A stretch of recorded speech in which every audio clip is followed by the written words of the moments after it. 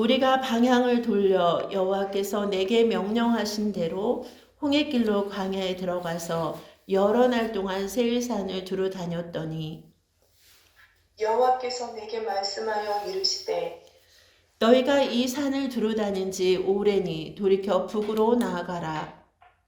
너는 또 백성에게 명령하여 이르기를 너희는 세일에 거주하는 너희 동족 에서의 자손이 사는 지역으로 지날진대 그들이 너희를 두려워하리니 너희는 스스로 깊이 삼가고 그들과 다투지 말라. 그들의 땅은 한 발자국도 너희에게 주지 아니하리니 이는 내가 세일산을 에서에게 기업으로 주었음이라. 너희는 돈으로 그들에게서 양식을 사서 먹고 돈으로 그들에게서 물을 사서 마시라. 아멘. 네, 오늘 이 말씀을 가지고 주시는 땅, 안 주시는 땅이라는 제목으로 말씀을 전해 주시겠습니다.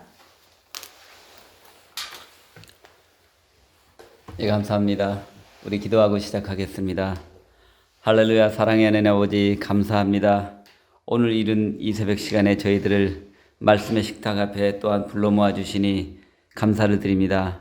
이 시간 아버지 하나님 성령 하나님께서 이곳을 덮으시고 이곳을 기름 부어 주실 줄 믿습니다. 아멘. 저희들에게 필요한 영의 양식을 공급하여 주시고 아버지 하나님 우리들의 영이 이 양식을 공급받아 활성화될 수 있도록 도와주시옵소서. 예배의 모든 시정을 주께 맡깁니다. 예수님의 이름으로 기도드립니다. 아멘. 아멘. 예, 오늘 그 신명기 강해는 세 번째 시간입니다. 그리고 신명기 2장입니다. 지난번 1장에 이어서 오늘은 신명기 2장을 함께 풀어보도록 하겠습니다. 예, 역시 지난 시간에 우리 나누었던 주된 말씀이 가나안에 파견한 정탐꾼 이야기였는데요. 예, 이스라엘 백성들이 좀 더 확실하게 눈으로 본 후에 가나안을 점령하자라는 생각으로 모세를 통해 하나님께 정탐꾼 파견을 제안을 했었죠. 그러나 아쉽게도 결과적으로 오히려 파견하지 않으니만 못한 결과가 되었었죠. 12명의 정탐꾼 중에 여호수아와 갈렙을 제외한 10명의 정탐꾼 모두 전쟁 불가론을 들고 나오며 하나님 저희들은 못 갑니다. 가나안에 못 들어갑니다.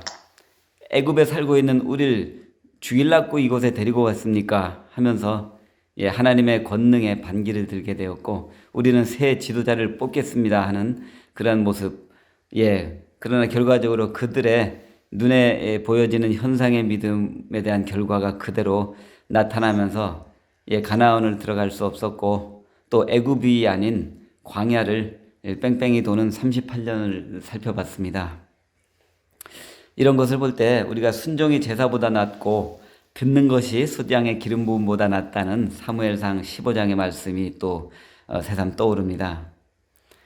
하나님께 제사를 드리겠다고 내 생각대로 분주하게 준비하는 것보다 잠잠히 여호와 하나님의 말씀을 듣고 청종하면서 들음으로 내 믿음을 키우는 것이 더 중요하다. 그리고 그것이 하나님이 원하는 것이겠죠. 들음으로 순종하면서 믿음의 제사를 드린다면 또한 하나님이 얼마나 기뻐하시겠습니까?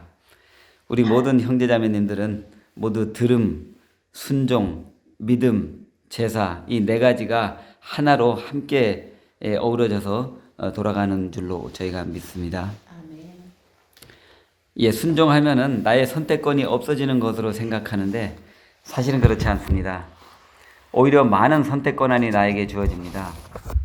정탐꾼을 파견하자는 제안 그 자체는 하나님의 지시와 순종에서 벗어나지 않는 그 지시 선상에 있는 것이기 때문에 하나님께서도 역시 좋게 여기시면서 받아들였고 그리고 나서 많은 선택권을 주셨죠. 그래 가라 가면 이렇게 하고 이렇게 하라 이것을 받아오고 이것을 얻어오고 이것을 확인해오라 라고 여러 가지 가르쳐 주셨던 것들이 있었는데요. 그러나 이 기회를 그들은 살리질 못했었고 그들은 거인이고 우리는 메뚜기입니다 라고 했을 때 그들이 선택했을 때 그들의 선택권이 오히려 없어지는 것을 또한 봤습니다. 하나님과 동행하는 것이 좋은 이유는 나에게 많은 선택권이 생기기 때문이죠. 이 선택권은 하나님 안에서 주어지는 선택이기 때문에 어떤 것을 선택하든 다 좋습니다. 우리에게 이 선택권을 주시기 위해서 하나님은 목표 지점을 먼저 가서 살펴보고 미리 장애물을 없애고 그 땅을 밟아야 될 그 땅을 평탄하게 해놓으시는 그런 작업을 하기 때문에 우리는 기쁨으로 찬양하면서 춤추며 그 길을 걸어가면 되는 것입니다. 예, 우리의 짐을 우리 스스로 해결하라고 맡겨놓고 그냥 감동만 하는 그러한 하나님이 아니시죠. 예, 예수님의 십자가도 마찬가지입니다. 너희 죄와 허물을 너희가 짊어지고 가라라는 것이 아니고 내가 너희보다 앞서가서 내가 그 십자가를 짊어질 테니 너희는 내가 간 그 길, 내가 간 십자가를 바라보고 따라오라라는 것이죠. 그렇게 하면 내가 가는 길, 곧 고난 후에 받을 부활의 영광, 또 하늘 지성소로 들어가는 것, 그리고 하늘 보좌에 함께 데려가서 우리를 앉히시겠다는 그러한 것입니다. 물론 모든 신앙의 여정이 그렇게 꽃길만 걷는 것은 절대 아닙니다. 살아가면서 우리는 완전한 순종을 드리지 못해 광야길을 몇 바퀴씩 돌기도 하고 또 어떻게 보면 지금 광야길을 돌고 있는 분도 있을 수 있고요. 그러나 우리의 순종과 관련돼서 광야길을 돌고 있다면 우리는 또한 욥의 고백을 떠올리면 될 것입니다. 내가 가는 길을 그가 아시나니 그가 나를 단련시킨 후에 내가 정금같이 나오리라 하는 그 욥의 고백을 한다면은 모든 광야길이 또 새로워질 것입니다. 하물며 더군다나 우리가 십자가를 증거하거나 드러내기 위해서 받는 그러한 고난의 길이라면 그것은 영광스러운 길일 것이고 또 내가 개인적으로 받는 그러한 연단들도 하늘 보좌로 가는 상급이라고 그렇게 생각을 한다면 우리가 걷는 그 꽃길이 아닌 가시밭길도 꽃길처럼 여겨지면서 가시밭 꽃길이 될 것입니다. 우리가 가는 길은 가시밭 꽃길입니다. 결론은 꽃길이죠. 오늘 받으실 신명기 2장은 1장과 마찬가지로 지난 광야에서의 일들에 대한 모세의 회고인데요. 두 부분으로 두 파트로 되어 있습니다. 첫 번째 파트는 1절부터 33절까지로 이스라엘 백성에게 에돔 족속, 모압 족속, 암몬 족속과는 전쟁을 하지 말라고 하시는 하나님의 말씀을 보게 되고요. 두 번째 파트는 헤스본 아모리 족속과는 전쟁을 하지 말라고 하는 하나님의 말씀을 만나게 됩니다. 왜 그렇게 되는지를 우리가 이제 살펴볼 텐데요. 왜 어떤 땅은 하나님이 주시고 어떤 땅은 안 주시는지 그것을 오늘 살펴볼 것입니다. 조금 전에도 믿음은 들음에서 난다고 말씀드렸듯이 모세는 가나안을 눈앞에 두고 자신은 눈을 감아야 하지만 광야 2세대들에게만큼은 1세대 그들의 부모들의 전철을 밟지 않도록 하기 위해서 그 당시를 돌아보면서 회상하면서 하나님이 어떤 분인지를 거듭거듭 알려주시면서 그 명령에 따르고 그 말씀을 너희들의 이마에 도장 찍듯이 각인을 하고 또 오른손에 새겨 넣어서 이제 곧 행동할 텐데 그대로 행동을 하라고 거듭 당부를 하는 것이죠. 곧 벌어질 가나안 족속과의 결전을 앞두고 정신교육을 하고 있다라고 그렇게 우리가 받아들이면 될 것입니다. 사실 육체가 무너져도 정신이 무너지지 않는다면 살아있는 것이죠. 정신이 살아있으면 육체는 버틸 수가 있습니다. 이제 2장의 1절부터 한번 살펴보도록 하겠습니다. 2장 2절 첫 줄을 보면은 우리가 방향을 돌려라는 말이 나오죠. 이것은 정탐꾼 사건 이후에 다시 그 힘겨운 광야로 되돌아가는 그러한 이제 첫 스타트를 알리는 것입니다. 우리가 방향을 돌려 그곳으로 38년 전에 내려가지 않았느냐 이 말을 하는 것인데요. 2절을 보면 이 산을 두루 다닌 지 오래니 돌이켜 북으로 가라라는 하나님의 말씀인데요. 하나님이 이제 너희가 오랫동안 이 산을 두루 다니고 이곳 광야에 거하고 연단 받았으니 일제 출정 준비를 하라는 출정 명령의 또 스타트를 그렇게 이제 끊어 주시는 거죠. 그리고 이제 우리 조금 전에도 봤지만 4절을 또 보도록 합니다. 하나님이 모세에게 말씀을 하시는데요. 너는 또 백성에게 명령하여 이르기를 너희는 세일에 거주하는 너희 동족 에서의 자손이 사는 지역으로는 지날진대 그들이 너희를 두려워하리니 너희는 스스로 깊이 삼가하고 그들과 다투지 말라. 그들의 땅은 한 발자국도 너희에게 주지 아니하리니 이는 내가 세일산에서 에서에게 기업으로 주었음이라 라고 이렇게 말씀을 하시는데요. 세일에 거주하는 너희의 동족이라고 했는데 이 동족은 누구를 말하는 것일까요? 예, 에돔 족속입니다. 그렇습니다. 예, 에돔 족속은 에서의 후손이고요. 이스라엘 민족과는 피를 나눈 형제이고 또 친족이고 동족이죠. 조상 야곱의 형이 에서였고 하나님은 세일산을 에돔 족속에게 기업으로 줬다라고 말씀을 하시는 것인데요. 예, 그리고 우리 2장의 9절을 또 한번 보겠습니다. 예, 9절을 우리 은수자매님께서 한번 읽어주시면 고맙겠습니다. 여호와께서 내게 이르시되 모압을 괴롭히지 말라 그와 싸우지도 말라 그 땅을 내가 내게 기업으로 주지 아니하리니 이는 내가 롯 자손에게 아르를 기업으로 주었습니다. 아멘. 예, 모압 족속은 롯의 자손이라고 되어 있는 것을 보니 예, 롯은 누구죠? 아브라함의 조카이죠. 예, 아브라함의 조카 그 후손을 모압 족속이라고 하는 것을 우리가 9절에서 볼 수 있습니다. 그렇다면은 우리 다음에 또 19절을 보겠습니다. 하나님이 어떻게 말씀하시는지 19절을 또 한번 읽어 주시겠습니다. 암몬 족속에게 가까이 이르거든 그들을 괴롭히지 말고 그들과 다투지도 말라 암몬 족속의 땅은 내가 내게 기업으로 주지 아니하리니 이는 내가 그것을 롯 자손에게 기업으로 주었습니다. 아멘. 예, 역시 롯의 자손에게 주었는데 그것이 암몬 족속이라고 이렇게 되어 있는데요. 롯의 족속이 두 개나 나오네요. 모압 족속, 암몬 족속. 조금 의아스럽지 않은가요? 왜 그렇게 된 것이죠? 두 딸한테 들어갔어. 예, 맞습니다. 예, 모세의 조카 롯에게는 두 딸이 있었죠. 이 딸들이 각각 모압 족속과 암몬 족속의 시조가 되었죠. 그렇기 때문에 이렇게 이제 말씀을 주시는 것인데요. 하나님은 하나님의 유업을 이을 언약의 백성으로 이스라엘 민족을 먼저 선택을 하셨습니다. 그러나 그들만의 하나님은 아니라는 것을 오늘 이 9절, 19절 또 1, 2, 3, 4절을 보면서 우리가 알게 되는데요.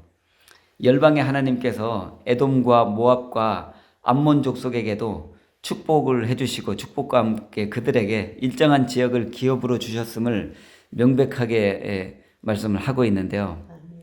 예, 저는 이 부분을 묵상하면서 어느 순간 오싹하는 느낌을 받았습니다. 하나님이 시내산 아래에서 이스라엘 백성들이 금송아지 형상을 만들어 놓고 광란의 파티를 벌였을 때 하나님은 모세에게 내가 이 민족을 진멸하고 너와 함께 너로 새로운 민족을 이루게 하여 새롭게 시작하겠다고 했던 말을 기억하시죠? 12 정탐꾼들이 거인과 메뚜기 이론을 들이대면서 우리는 못 갑니다. 가나안에 못 간다고 했을 때 또 그때도 하나님은 내가 이 민족을 진멸하고 내가 너로 새롭게 시작하여 큰 민족을 이루게 하겠다라고 했던 그 말씀이 그냥 하시는 말이 아니구나, 빈말이 아니구나라는 그러한 느낌을 받았기 때문입니다. 지금 보셨듯이 에돔 족속, 모압 족속, 암몬 족속들은 다 형제이고 동족이며 하나님이 그 분복대로 그들에게도 축복하고 또 기업으로 땅을 주셨던 그런 민족들인데요. 하나님은 얼마든지 그 민족을 지명하여 부르고 선택된 민족, 선민으로 세워서 모든 열방에 하나님의 영광을 보게 하는 하나님의 목적, 열방 복음화의 큰 꿈을 이룰 수 있는 분이라는 것을 받았기 때문입니다. 예, 그래서 하나님은 오늘 이 2장을 통해서 너희는 그들 곧 에돔 족속이나 모압 족속, 암몬 족속을 괴롭게 하지 말라. 너희 돈으로 그들에게서 양식을 사서 먹고 너희 돈으로 그들에게서 물을 사서 먹어라. 그들의 땅은 그들에게 준 나의 기업이고 너희 이스라엘 민족은 그 땅에 한 발자국도 받을 수 없으니 쳐다보지 말고 그냥 조용히 그들 나라 옆을 지나가고 통과하여라 라는 그러한 말씀이죠. 이와 관련해서 저는 이스라엘의 장자제도와 그 형제간 유업을 잇는 규례에 대해서 살펴볼 필요가 있습니다. 그것이 신명기 25장에 나와 있는데요. 신명기 25장 5절과 10절의 그 내용이 아주 자세히 나와 있습니다. 여러분, 형사취수라는 말 들어보셨습니까? 목사님 들어보셨나요? 아니요. 고해제지는 예, 고엘과 관련이 있죠. 형사취수라는 말이 있는데요. 형이 죽으면 동생이 그 형수를 취한다는 말을 줄여서 형사취수라고 하는데요. 출애굽기와 신명기 등에 또 하나님의 규례, 율례를 반포하시면서 또 나오는 말인데요. 형이 죽으면 동생이 형수를 취하고 반대로 동생이 죽으면 다른 형제가 또 취하게 하는 것은 가족 내 형제들 간에 대를 끊어지지 않게 하고 유업을 이을 자손을 낳게 해서 그 후사를 잇도록 하기 위한 하나님이 주신 율례인데요. 신명기 25장을 보면은 만일 동생이 형제의 아내를 취하기를 원하지 않으면 그 죽은 형제의 아내는 어떻게 하라고 되어 있죠? 아내는 장로들에게 찾아가서 말하기를 내 남편의 형제가 후사를 잇기를 싫어하며 그 의무를 행하지 아니하나이다 라고 할 것이고, 그러면 장로들 보는 앞에서 그 형제의 아내는, 혼자 된 그 미망이는 거부하는 자의 얼굴에 침을 뱉고 그 자의 신을 벗기라고 되어 있습니다. 신을 벗긴다는 것은 후사가 끊어진 죗값의 의무를 다하지 않은 그 죗값을 그에게 돌린다라는 그러한 의미죠. 이것은 단순히 형제간에 대를 잇게 한다는 그러한 목적에 그치는 것이 아니고, 하나님이 갈대아 우르에 있는 아브라함을 최초로 불러내서 믿음의 조상으로 삼겠다고 약속하시고 자손과 땅을 기업으로 주어 큰 민족을 이루게 하겠다는 것과 맥을 같이 해서 이 부분을 우리가 지금부터 생각을 좀 해야 됩니다. 하나님이 믿음의 후사인 선민을 택할 때도 그대로 적용되는 것인데요. 하나님이 장자로서 이스라엘 백성을 택하여 세웠는데 그 장자된 백성이 멸절되었다면 그대로 후사가 끊어지는 것일까요? 민족이 멸절될까요? 아니요. 아니죠. 하나님은 다른 자손을 통해서라도 반드시 그 후사를 이어가십니다. 야곱의 형제 에서의 후손인 에돔족이 후사를 이을 수도 있다라는 생각을 할 수 있지 않겠습니까? 그리고 또 그 에돔족이 이런저런 이유로 후사를 이을 수 없거나 멸절하게 되었다면 하나님의 후사가 끊어질까요? 아니요. 아닙니다. 모압 족속이 있고 또 암몬 족속이 있습니다. 그들을 통해서도 하나님은 새로운 민족을 이루고 하나님의 선하신 뜻을 지어 성취할 수가 있는 것이죠. 아멘. 출애굽기 32장 10절에서 우상 숭배하는 백성들의 모습을 보면서 하나님은 모세에게 말씀한 적이 있죠. 그런즉 내가 하는 대로 두라. 내가 그들에게 진노하여 그들을 진멸하고 너로 큰 나라가 되게 하겠다. 큰 나라를 이루리라 하는 말씀을 주셨었고요. 또 민수기 14장 12절을 보면은 정탐꾼과 이스라엘 백성들의 원망의 소리를 듣고 하나님은 모세에게 말씀하셨습니다. 내가 전염병으로 그들을 쳐서 멸하고 너에게 그들보다 크고 강한 나라를 이루게 하겠다 하리라 라는 그런 말씀이었는데요. 오늘 우리는 이 장에서 저는 하나님이 불순종으로 그들을 광야 뺑뺑이를 돌게 했을 때 이스라엘 백성에게 그리고 또 지금 우리들에게 그러한 메시지를 던져주고 있다는 것을 알게 되었습니다. 세일산에 거주하는 너희 동족의 나라를 지나갈 때 그들과 다투지도 말라. 그 땅은 내가 그들에게 준 기업이니 또 아라바를 지나 모압 족속의 땅 아르를 지날 때 그들과 다투지 말라. 그 땅은 내가 그들에게 기업으로 준 땅이다. 또 아르를 지나 또 19절에 나왔었죠. 암몬 족속의 땅을 르바임을 지날 때 그들과 다투지 말라. 그 땅은 내가 그들에게 기업으로 준 땅이다. 너희를 지금 내가 가나안으로 인도해 가지만 그들의 땅 중에는 단 한 평도 너희의 분깃은 없다. 이 말씀은 너희가 계속 나의 말에 순종하지 않고 그릇 행하고 또 너희의 판단을 신뢰하며 너희가 갈 길을 거듭거듭 선택해서 간다면은 내가 제2, 제3의 백성을 불러서 언약의 백성으로 삼을 수도 있다. 너희를 위해 간절히 무릎 꿇고 중도한 나의 종 모세를 보고 또 너희 조상 아브람과 이삭, 야곱과의 그 약속을 기억해내고 내가 너희들을 용서하며 또 너희들을 동행하고 또 너희를 인도하여 가나안으로 가겠지만 또 그리고 내가 모세를 또 모세의 간절한 중보를 통해서 내가 너희를 민족의 대표로 큰 민족으로 이도록 하겠다. 그러나 너희들은 나의 마음을 알아라 라는 것인데요. 이 하나님의 마음이 결코 무리가 아니라는 것은 또 2장의 12절과 21절을 보면서 또 알 수가 있었습니다. 오늘 보시는 신명기 2장 10절, 11절, 12절을 또 한번 우리 자매님께서 읽어주시면 고맙겠습니다.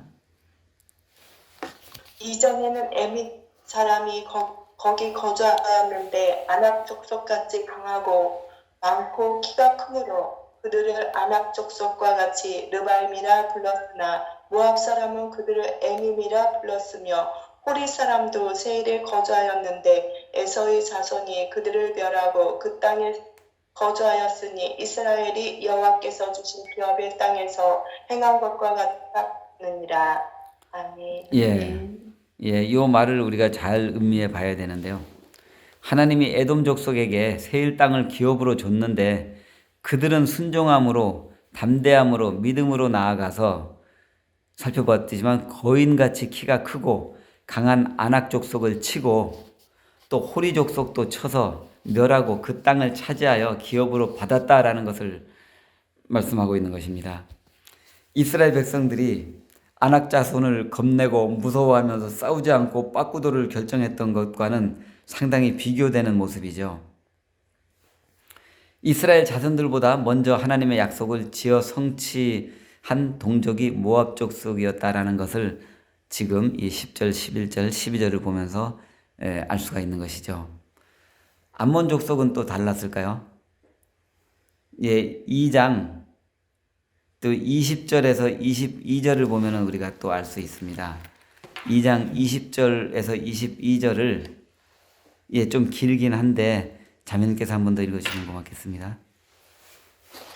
이곳도 느바임의 땅이라 하였나니 전에 느바임이 거기 거주하였으며 암몬 족속은 그들을 삼순밈이라 일컬었으며 그 백성은 아낙 족속과 같이 강하고 많고 키가 컸으나 여호와께서 암몬 족속 앞에서 그들을 멸하셨으므로 암몬 족속이 대신하여 그 땅에 거주하였으니 마치 세일에 거주한 에서 자손 앞에 호리 사람을 멸하신과 같으니 그들이 호리 사람을 쫓아내고 대신하여 오늘까지 거기에 거주하였으며. 아멘. 하나님의 약속을 믿고 암몬 족속도 믿음으로 순종하여 그 땅을 차지한 것입니다. 삼순밈이라는 족속이 아낙 족속처럼 강하고 그 수가 많고 키가 컸으나 그들을 멸하고서 그 땅을 차지했다라는 것을 지금 말씀하고 있는 것입니다.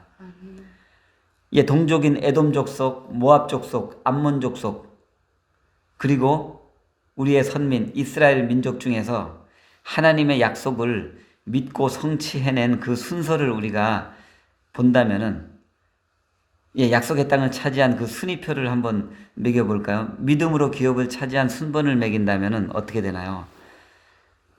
에돔, 모압, 암몬 족속 그리고 그 다음이 이스라엘 족속인 것을 볼 수 있죠. 이스라엘 족속은 현재 꼴등이군요.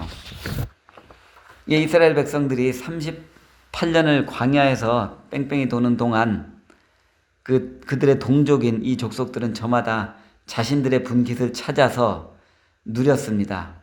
그렇지만 그러는 동안에 이스라엘 민족은 아직도 약속의 땅을 차지하지 못하고 광야와 변방을 돌고 있는 모습이죠. 깨우뚱깨우뚱하면서 돌고 있는 그 이스라엘 백성들에게 오늘 이 2장에서 모세는 그들에게 용기와 담력을 심어주기 위해서 무진 애를 그러한 모습을 지금 보고 있는 것입니다. 예, 안쓰러운 모습인데요. 그리고 또 하나님도 장자된 백성들의 사기를 그냥 꺾으시면서 좌절시키시는 분이 아니죠. 그래서 모세를 통해서 계속 힘을 실어주고 용기를 내도록 그렇게 또 격려를 하고 있는 것입니다. 예, 그래서 2장 7절을 보면은 모세가 하나님의 마음을 받아 얘기를 하고 있죠. 너의 하나님 여호와께서 네가 하는 모든 일에 너에게 복을 주시고 네가 이 큰 광야에서 두루 다님을 알고 너의 하나님 여호와께서 이 40년 동안을 너와 함께 하셨으므로 너에게 부족함이 없었느니라. 예, 광야 생활 40년이 외롭지 않았고 고아와 같이 버려진 것이 아니라 하나님이 낮에는 구름 기둥으로 밤에는 불 기둥으로 보호하면서 또 만나와 메추라기를 통해서 양식을 끊임없이 공급해 주셨음을 오늘날 너희들은 기억해 보라라는 그러한 모세의 말입니다. 그래서 그들이 좌절하지 않도록 이 광야 생활 38년이 헛된 것이 아니라 너희들이 약속의 땅을 들어간다면 너희들이 믿음으로 청종하고 순종함으로 그 땅을 받는다면 그런 과정은 하나님이 너희들에게 주셨던 그 모든 축복의 기간이 될 것이다 라는 그런 말로서 이 2세대, 광야 앞에선 2세대들을 통해서 격려를 하고 있는 것이죠. 예, 그리고 또 24절을 통해서 드디어 그들에게도 새로운 땅을 기업으로 붙여주는 모습이 이제 나옵니다. 이 땅은 약속의 땅 가나안도 아니고 가나안 직전에 있는 요단강 서편의 평야에 있는 땅입니다. 예, 24절을 통해서 말씀하고 있습니다. 너희는 일어나 행진하여 아르논 골짜기를 건너라. 내가 헷스본 왕 아르디 사람 시온과 그의 땅을 내 손에 넘겼은즉 이제 더불어 싸워서 그 땅을 차지하라. 그리고 25절 오늘부터 내가 천하 만민이 너를 무서워하고 너를 두려워하게 하리니 그들이 너의 명성을 듣고 떨며 너로 말미암아 근심하리라 라고 되어 있죠. 네, 그리고 하나님의 종 모세는 이 백성들이 연약해지지 않도록 신수하지 않도록 신신당부를 하는 것이죠. 29절을 보면은 세일에 거주하는 에서 자손과 아르에 거주하는 모압 사람이 내게 행한 것 같이 하라. 그리하면 내가 요단을 건너서 우리 하나님 여호와께서 우리에게 주시는 땅에 이르리라. 예, 세일에 거주하는 에서 자손과 아르에 거주하는 모압 사람이 내게 행한 것 같이 행하라. 그리하면 내가 요단을 건너서 우리 하나님 여호와께서 우리에게 주시는 땅에 이르리라 라는 그러한 말씀을 하고 있는 것입니다. 예, 그렇게 하고 어떻습니까? 하나님은 또 뒷짐지고 바라만 보고 계신 분일까요? 그렇지 않죠. 예, 앞서가서 준비하시는 그러한 하나님의 모습을 볼 수 있습니다. 그것이 오늘 2장 30절에 또 나와 있는데요. 헷스본 왕 시흔을 너희 손에 넘기려고 나 하나님 나 여호와는 그의 성품을 완강하게 하셨고 그의 마음을 완고하게 하셨음이 오늘날과 같으니라 라고 그렇게 30절에 나와 있죠. 예, 마치 바로 왕의 마음을 완악하게 해서 열 재앙이 와도 끝까지 버티면서 장자를 치는 어린 양 문설주 사건으로 바로 왕이 한 방에 무너지게 했던 그러한 모습을 연상합니다. 하나님이 먼저 가서 헷스본 왕 시온의 성품을 완강하게 해서 그렇게 함으로써 오늘날 그 땅을 너희에게 줄 것을 내가 미리 가서 행하고 있는 것을 바라보라라는 그런 것이죠. 예, 일하고 계신 하나님입니다. 홍해길을 갈랐을 때도 하나님은 갈라놓고 있는 것이 아니라 밤새도록 동풍을 불어와서 바다 밑바닥을 젖은 바닷길을 마른 땅으로 만들어서 결국은 백성들이 마른 땅을 걷게 하셨던 하나님이 예, 지금 이스라엘 백성들에게 기업으로 주시기 위해 요단강 서편에 평야에 있는 그 땅들을 먼저 가서 그렇게 작업을 하고 계시는 것이죠. 예, 전쟁은 하나님의 손에 달려 있음을 우리가 다시 한번 보게 되는 것입니다. 이제 그것을 순종하며 실행하면 되는 것이죠. 예, 33절로 36절을 볼 때 우리 하나님께서 그를 우리에게 넘기심에 우리가 그 모든 백성을 쳤고 우리가 그의 모든 성읍을 점령했고 각 성읍을 남녀와 유아와 함께 하나도 남기지 아니하고 진멸하여 우리의 소유로 삼았으며 아르논 골짜기에서부터 길르앗의 모든 성읍을 점령하지 못한 것이 하나도 없었다라고 그렇게 되어 있죠. 하나님이 준비하고 또 그들이 이 말을 순종하여 청종하고 믿고 믿음으로 행하면은 그 결과는 완벽하게 되어 있습니다. 불완전한 것이 아니라 이렇게 혼연일체가 되면 모든 결과는 완전해지죠. 길르앗의 모든 성읍을 점령하지 못한 것이 하나도 없었다라고 이렇게 기록이 되어 있는 것을 보고 있습니다. 예, 그런데 이 아르논 골짜기부터 길르앗에 이르는 모든 성읍들은 다 가나안 땅, 약속의 땅에 포함되어 있었던 땅일까요? 아니요. 아니죠. 네. 예, 그 땅은 가나안의 서편에 있는 주시기로 약속한 요단강 동편의 그러한 가나안 땅이 아닙니다. 이것은 약속의 땅 가나안도 아니고 가나안을 목전에 두고 있는 요단강 서편의 땅입니다. 요단강을 건너기 전에 있는 그 평야인데요. 이것을 하나님이 이스라엘 민족에게 보너스처럼 준다는 것이죠. 아멘. 예, 헤스본 왕의 마음을 완악하게 해서 통과하는 길을 열어주지 못하게 하며 또 그들로 하여금 싸움을 걸어오게 하죠. 그런 후에 그런 결과 그들의 성읍을 하나도 남김없이 다 점령하는 그런 결과를 도출해내는 것이 이제 하나님이 이 기업을 보너스로 주시는 하나님의 그 방식이었습니다. 예, 그 땅을 기업으로 삼으라. 하나님이 기업으로 주신 곳인데 약속의 땅이 아닌 그것을 예, 하나님이 그냥 즉흥적으로 하나님이 선심 쓰듯이 옛다 기분이다 이것들을 너희들이 먹으라라고 그렇게 주시는 하나님일까요? 그렇지 않습니다. 하나님은 충동적으로 또 즉흥적으로 이것을 주고 이것을 뺏고 그렇게 하는 하나님도 아니시고 실수하지 않으시는 분입니다.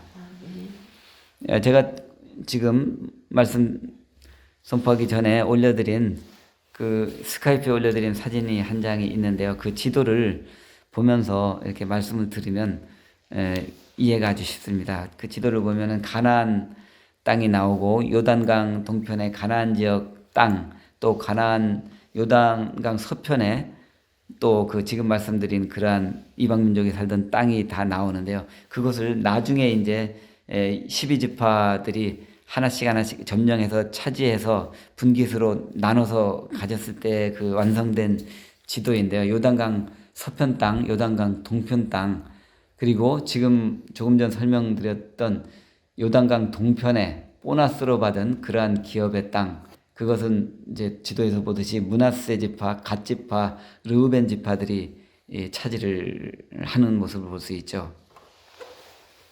이 땅들은 즉흥적으로 그냥 툭툭 던져주신 땅이 아니고 이스라엘이 가나안을 차지했을 때 고립된 지형이 되지 않도록 하기 위해서 가나안과 주변 나라를 잇는 그 길목에 관문이 필요했기 때문에 이곳을 그들의 기업으로 주신 것입니다.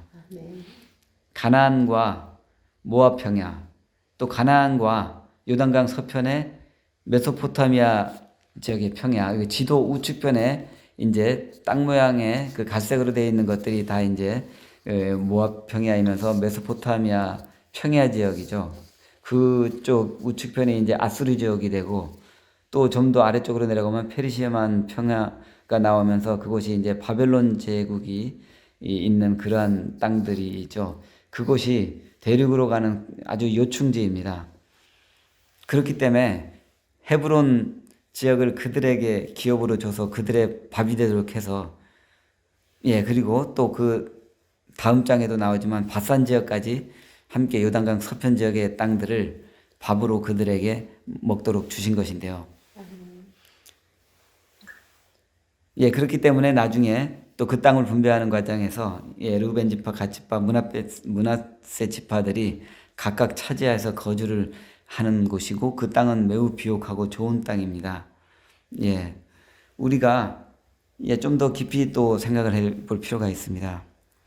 하나님이 왜 교통의 요충지, 평야, 대륙으로 뻗는 그러한 교통의 요충지를 그들에게 줬을까요? 단지 고립되지 말고 이 땅을 통해서 이스라엘 너 민족들이 주변 이방 국가들을 계속 집어먹으라, 영토 정복 전쟁을 벌이고 땅 따먹기를 하라고 준 것일까요? 예. 왜 그럴까요? 그렇진 않습니다. 예. 왜 그 땅을, 이 교통의 요충지를 그들에게 줬을까요? 하나님은 열방 복음의 전파를 위해서 반드시 열린 관문이 필요합니다. 하나님의 모든 관심사와 모든 초점은 우리의 구속사역, 인류를 구원시키기 위한 그 땅끝까지 복음 전파에 있는 것이죠.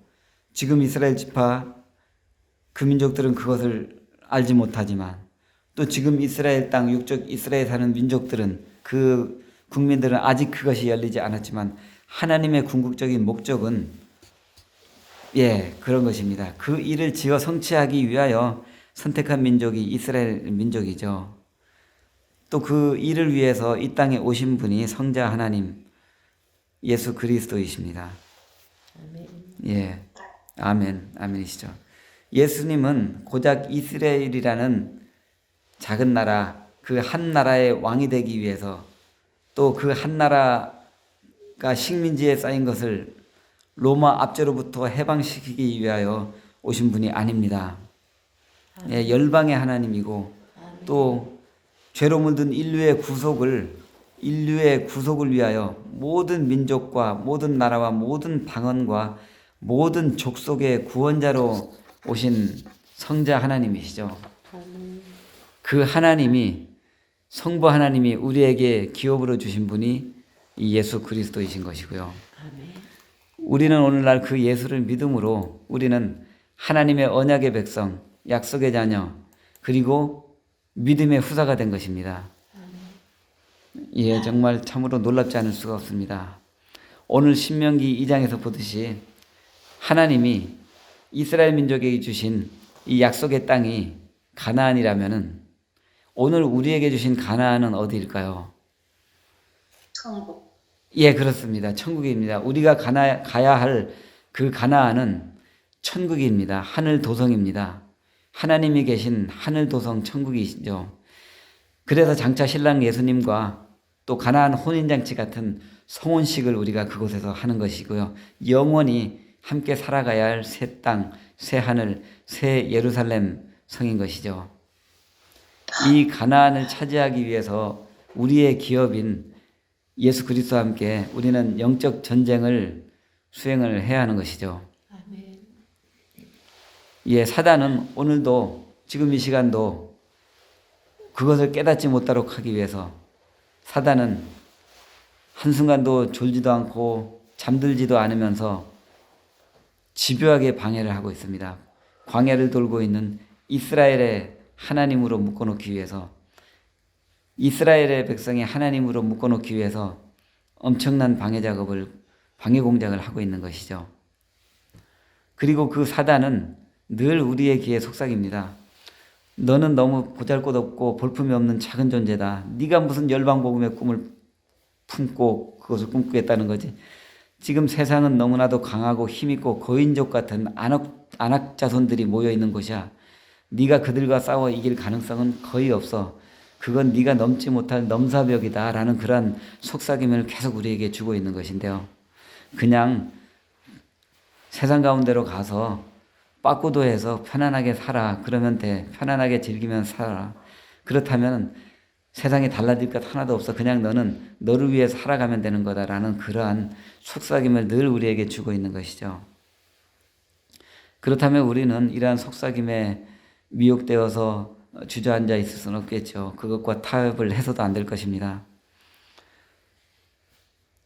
그래서 신명기 2장 31절에서 하나님은 우리에게, 이스라엘 민족 그리고 우리에게 또 말씀을 하고 있는 것이죠. 31절, 그때 여호와께서 내게 이르시되 내가 이제 시온과 그 땅을 너에게 넘기노니 너는 이제부터 그 땅을 차지하여 기업으로 삼으라. 이 시온과 그 땅이 우리가 세상에서 되찾아서 차지해야 할 하나님의 나라인 것이죠.